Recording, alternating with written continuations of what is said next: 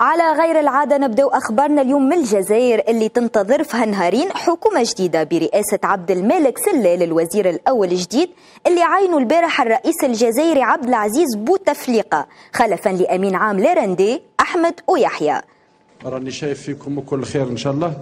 احنا حقيقة عبد الملك سلال وزير الموارد المائية هو رئيس الحكومة الجديد للجزائر بعد ما عينوا البارح الرئيس الجزائري عبد العزيز بوتفليقة طبقا لأحكام المادة 77 الفقرة الخامسة من الدستور، وأقال أحمد أويحيى أمين عام ليرندي اللي قدم استقالة حكومة تصريف الأعمال اللي كان يرأسها منذ الإعلان عن نتائج الانتخابات التشريعية في 10 ماي 2012. وينتظر الشعب الجزائري تعيين الحكومة الجديدة في وقت قصير، وتتجه التوقعات بكون الحكومة باش تتضمن أسماء شابة بروح جديدة. واللي ما يعرفش عبد الملك سلال فهو مولود في مدينة قسنطينة في شرق الجزائر عام 1948.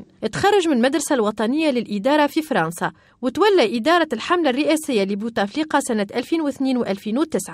وسلال يتمتع بخبرة سياسية كبيرة بما أنه تولى برشا حقائب وزارية منها وزارة الداخلية والجماعات المحلية في 1999، وكان وزير الرياضة وزير النقل والأشغال العمومية والموارد البشرية.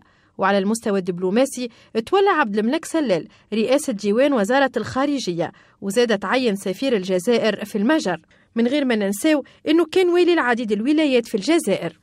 وأولى المهام اللي تستنى فيه كوزير أول الحكومة الجديدة هي الإشراف على تنظيم انتخابات المجالس البلدية والولائية المقررة في 29 نوفمبر المقبل، وإدارة مشاورات وطنية بهدف تعديل الدستور والاستفتاء عليه في النصف الأول من سنة 2013 مع التحضير للانتخابات الرئاسية في 2014. وبالمناسبة وجه رئيس الحكومة حمادي جبالي برقية تهنئة إلى السيد عبد المالك سلال بمناسبة تعيين وزيرا الأول للجمهورية الجزائرية الديمقراطية الشعبية، ضمنها أحر التهاني وأطيب التمنيات ليه بالتوفيق في مهامه السامية. هذا وأعرب رئيس الحكومة للسيد عبد المالك سلال على حرصه لمزيد تعزيز علاقات الأخوة والتعاون القائمة بين تونس والجزائر.